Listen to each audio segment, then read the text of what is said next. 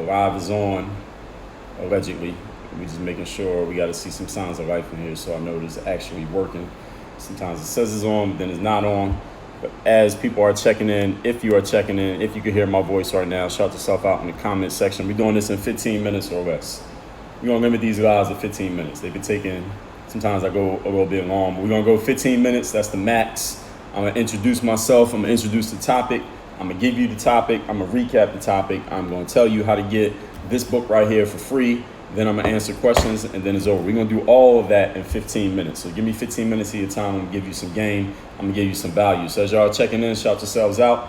For those of you who don't know me, my name is Dre Baldwin, also known as Dre All Day, former 9-year professional athlete, author of 27 publications, including this book, Work on Your Game, including this one, The Mirror of Motivation. I'm going to tell you how to get this book right here for free at the end of this presentation. I've created this whole philosophy called Work on Your Games, all designed to help the ambitious person develop a bulletproof mindset and take yourself from where you're at to where you want to go. We're going to develop the mindset, then the strategy to actually implement that mindset. If you're looking for that, you are in the right place. Shout out to who we got in here. Mozart Gates, what's going on? We got Dallas in the house with Zarte. And today's topic, we talking the best advice that I ever got from, I'm looking at SAR. So I got 3 lives going here. We got Periscope over here, Facebook over here, and we got Instagram over here. So I'm giving y'all the best advice. This is part 3. Best advice that I ever got from any bosses that I worked for. Before I became an entrepreneur, before I played professional basketball overseas, I worked a bunch of jobs, regular, quote unquote, regular jobs. I started working when I was 14. So I'm giving y'all the best advice or best lessons that I learned from these bosses. It wasn't even necessarily that they sat me down and said, hey, Dre, you need to remember this for the rest of your life. It wasn't like that. It was just things that I learned because I'm observant, I pay attention. That's why I'm able to give y'all game all the time, because I come up with this stuff through my own observation, thinking, and experience. So let's get right into it. I'm gonna give you numbers 8, 9, and 10. If you missed the first 7, then they are posted on either Periscope, Facebook, or IG. Just go to the tab, IGTV tab, or wherever I was before, or wherever they were or on that platform, you'll see it. So anyway, getting right into it. Number 8, best thing that I learned from any boss that I ever had is get the job done at all costs. Now, let me tell you where I got this one from. I used to work at this gym called Bally Total Fitness. And Bally's out of business nowadays. A lot of the Bally gyms became like LA Fitnesses, and they got bought out by other companies. But when I worked at Bally, we used to get people, obviously people come in the gym, they want a membership, you sign them a membership, you sign them up.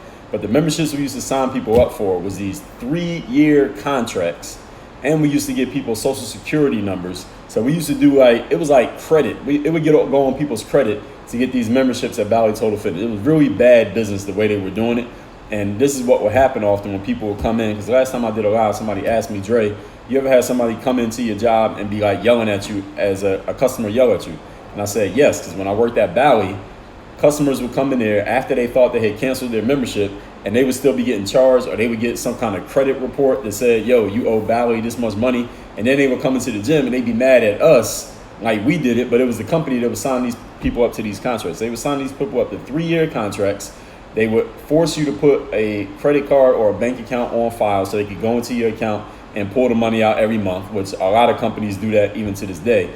But you got to understand, we sell memberships. I'm working in the hood. We sell memberships in the hood. People are like, I don't want nobody dipping into my account. People would get worried about giving up their social security numbers. I got good at doing it. I knew how to finesse it and how to say it in such a way to get the information and get it all into the system so I can get that sale. Because listen, I'm trying to make my commission. Because listen, most of our money as salespeople was based on commission. So we had to do what we had to do so we can get paid so we can eat. So anybody who got a Bally Total Fitness membership from me back in the day, I am not even going to apologize, because you knew exactly what you was getting into, because I told you what the deal was. I was just good at finessing it. I knew how to add the gift of gab, the way to explain it, so people didn't get super suspicious about it. But we had to get the job done at all costs. And those janky 3-year contracts, getting on people's credit reports, and going in people's bank accounts and all that stuff that started to come back on Bally, I guarantee that's one of the reasons why they went out of business. So Bally's out of business now.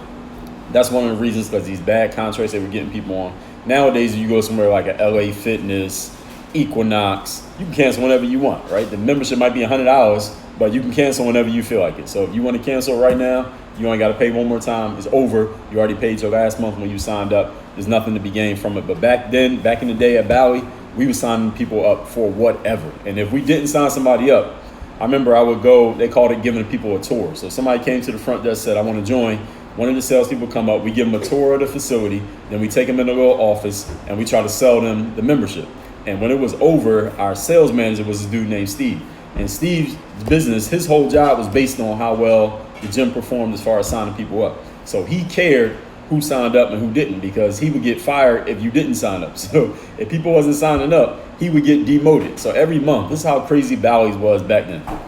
Every month, the head manager of a gym could go from head manager to assistant manager. You get demoted month after month just because your gym wasn't selling enough memberships. And the assistant manager could get promoted to the head manager just because your club was doing really good, so they might transfer you to a different one. And if you didn't do good as the head manager, you would lose your job. You get pushed down to a lower pay grade just because your gym wasn't selling memberships. So it was a very high pressure environment. It was very toxic. It was kind of like, y'all saw The Wolf of Wall Street. Y'all saw that movie, how it was kind of became a toxic environment because it was about selling things and making money at all costs. That's how Bally's was. Now, we wasn't throwing around millions of dollars like Jordan Belfort, but we was throwing around hundreds and thousands of dollars, and jobs was on the line just like that. And it was a very toxic type of environment. That's one of the reasons Bally's went out of business. But one of the things that I learned in working there, because this is the last job that I had before I started my overseas career, was sometimes in life, you gotta do what you gotta do to get the bag, to get the check.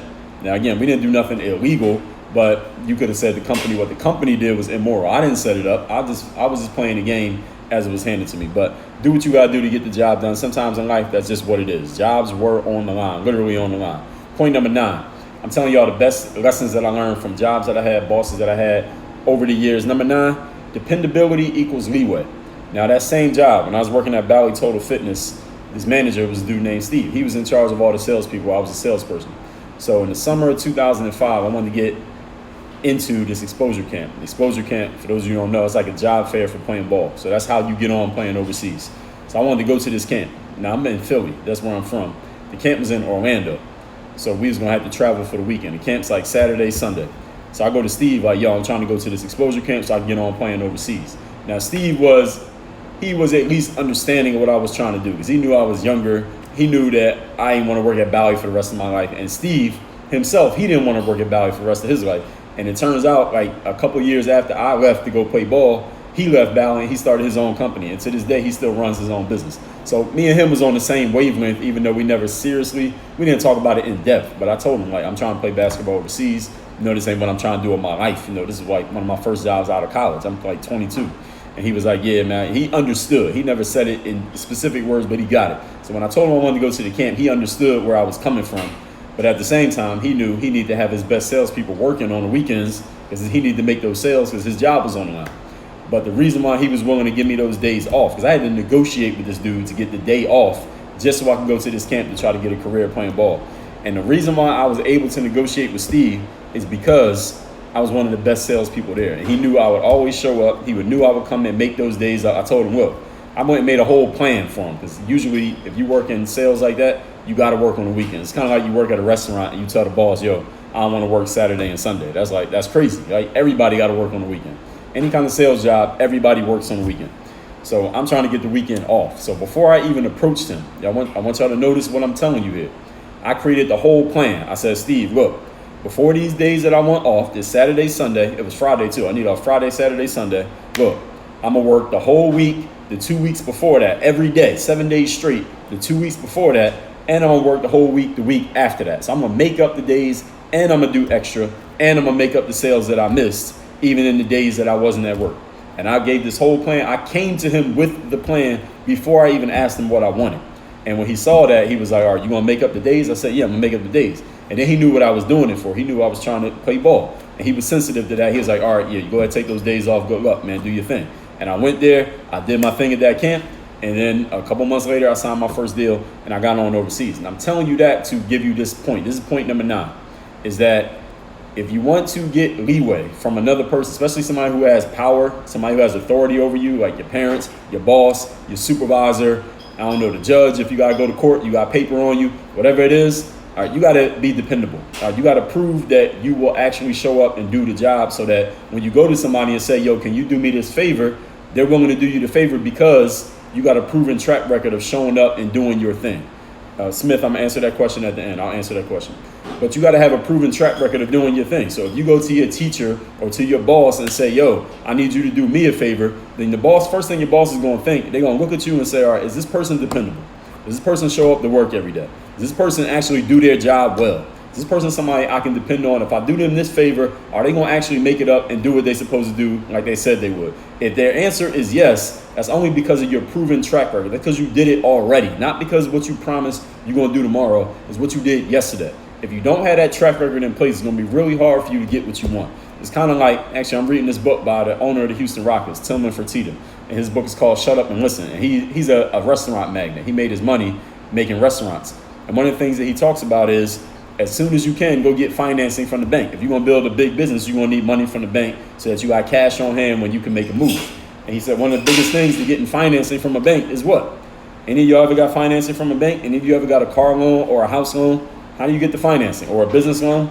The biggest thing they look at is what? Your credit. And what does credit say? Credit is not what you're going to do. Credit is not what you talk about. Credit is your background, is your history. What did you do in the past? What's your reputation for paying your bills, paying on time, not having late payments, not having missed payments? Is your track record. If your track record is strong, then you can get credit. And that's basically what I got with my boss, Steve, to go to that camp. My track record was, yo, Dre shows up to work every day. I used to even come to work on days that I didn't even work because it's the gym. So I would come to the gym just to lift weights. Even if I wasn't on the schedule, I lift weights. I might sell a membership. I wasn't on my day off. So he knew I had the reputation for showing up every day. He knew I was one of the best salespeople. And because he knew what I was trying to do, he was open to it. I wasn't asking for the day off for some bullshit. Like, yo, I want to go to the movies with some girl. I'm trying to get a career going. And he was willing to do that because I had built the reputation before that. So all of you out there, at some point you're going to need something from the bank. You're going to need something from one of your business associates. You're going to need something from somebody that you don't even know. Build your reputation today. Do whatever you got to do to build a strong rep. So then when you go to somebody, you can trade on your name. As they say, it takes a lifetime to build a reputation. It takes 1 second to destroy it. Build your reputation right now. Point number 10. And oh yeah, going to that camp is how I started my career. I think I said that. Number 10. Same thing. This is, again, same job. Bally Total Fitness. So there's a lot of stuff happening at Bally. So I think it was that same summer, right? So I come back from the exposure camp. I didn't sign my deal till like 2 months later. So I got transferred to a different Bally location in Philadelphia or outside of the city, a town called Willow Grove. I got transferred because I was doing really good. I was a really good salesperson. So they transferred me and they gave me a promotion, but I had to go to a different location. And I didn't like the different location because it wasn't as busy, and it wasn't as close to my house, but it was cool. I took the promotion and all that. I couldn't say no anyway. I ain't had no choice. I was just an employee. So it was this new manager that I had to work for, the head guy. I was the number 2 guy. He was the number 1 guy. Before I was like a regular salesperson. So I got a big promotion. Now this dude was named John, and he used to be a personal trainer, but he got promoted to the head manager. And this is what Bally used to do. They used to send the checks, the paychecks. They came every 2 weeks. They used to send it by DHL. You know DHL, like the delivery service, like UPS. They would come by DHL, but the checks would get there like Thursday afternoon. And then you weren't allowed to get the check out until Friday. But everybody knew that the checks was there on Thursday. But the rule was from Bally, for some reason, they're like, you can't give people their checks until Friday. But everybody knew that you had the checks. So the managers, a lot of times the managers would, if they could hide it and you didn't see the checks, they wouldn't give it to you. But if you saw it and everybody saw the checks, like my manager, Steve, he was cool. He's like, all right, I ain't going to not give people their fucking money. It's your money. I'm not going to say you can't have your check. So he would just give people their check. Now this dude, John, he's new. He's a new head manager. He didn't have any people skills. So this dumbass is going to lock the checks up in the office and say, hey, nobody can access their checks because that's what the company said. Now this is what had happened. I got transferred to this Willow Grove location, right? I worked there for like a month, and then I got transferred back to the other one. But my paycheck, when the check came, it went to the old location. So I had to drive up there to get my check. So one day, I leave the new location, the one that I used to work at. I drive up to the old one to get my check. It's Thursday. The checks don't come out till Friday. This dude, John, is going to sit there in his office, look me in my face and say, Dre, I can't give you your check because the company sent out a memo. Everybody not supposed to get their checks till tomorrow, whatever. I'm like, John, look, first of all, you know I used to work for you, so I don't know why you trying to be a dick about it. Second of all, you know I drove up here just to get my check. So you're going to tell me to leave, come back tomorrow to get my check when it's sitting right here in your desk, and I'm sitting right next to the desk where the checks is at. And he's like, man, you can't get your check. You can't have your check. And I'm like, dude, like, you really going to do this? I'm trying to negotiate with him and be nice about it, but I know push come to shove what's going to happen. So this dude tries to not give me my check. So I'm like, all right, man, look, I'm taking my check. So I open the drawer. I just go through all the checks. I take my check out. He doesn't do a damn thing. Ain't nothing he gonna do. What is he gonna do? Take my check from me? So this dude calls the office to tell on me. I leave. I got my check. I drive back to my new spot where I work. And the boss there, he was like the head of the region. Dude called and told on me, but all the managers, the regional managers liked me because I was one of the best salespeople. So none of them was going to do shit. Ain't none of them do nothing. They told me like, yeah, he called and said something. Ain't none of them do nothing. And I went and cashed my check. And the point of that one is this. This is what I want y'all to get from that. Once you get started taking action, nobody's going to stop you. But if you ask permission before you take action, everybody will stop you. If you try to ask somebody, can I do something? They're going to try to tell you, no, it's not going to work. You should be careful. Consider this. And they're going to give you all these roadblocks, all these reasons why you might fail. But if you just go do something, nobody's going to get in your way, or it's just going to get out of your way, because that's how momentum works. When people start moving, people move out of your way. So all that being said, let me recap these last 3 that I gave you. I told you I gave you 15 minutes. We already passed 15. Number 1, get the job done at all costs. This is how Bally Total Fitness went out of business. Putting people on janky contracts, getting on their credit, asking for their social security number, but it was just for everybody to get their commission. I got my commission, so shout out to Bally for that. Number 9, dependability equals leeway. The way I was able to get those days off to go to my first exposure camp, start my career, was because I had built up a reputation ahead of time. Same way you build up a reputation to go to the bank and ask for a loan is based on what you did in the past, not what you're going to do tomorrow. Number 10, once you get started, nobody will stop you. The dickhead manager tried to tell me I couldn't get my check. And they're like, when he had the check sitting right there in his desk, and I wasn't going for that shit. So all that said, let me tell you how to get this book. This book right here is called The Mirror of Motivation. If you do not have this book yet, if you just heard of me for the first time today, go to mirrorofmotivation.com. That's the title of the book without the word the. Mirrorofmotivation.com.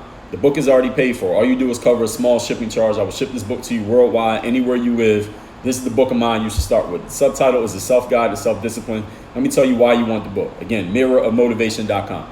You want this book because everybody who's listening to this, you have goals. Everybody who's listening to this, you're willing to work hard to get to your goals. I'm assuming those are true. Question that most people never ask themselves is, who do I need to be? And this is the key question to reaching your goals. What type of person do I need to be? What kind of energy do I need to have? How do I need to approach life? What do I want to see when I look in the mirror? When you can answer that question, that's when all your hard work is going to start working. This is where you start, right here with this book. This book will give you the frameworks to answer that question. The book's not going to tell you who to be, because that wouldn't make sense for me to tell you who to be. You could tell yourself who to be. This book's going to give you the frameworks for answering that question. Go to mirrorofmotivation.com. The book is paid for. All you do is cover the shipping. All right, you're not paying for the book. I used to charge $20 for this book on Amazon. You can still get it on Amazon for $20 if you want, or you can get it for free from us by going to mirrorofmotivation.com. All that said, let me see if I got any questions. Smith222, I don't think he's on here anymore. He said, where'd you play?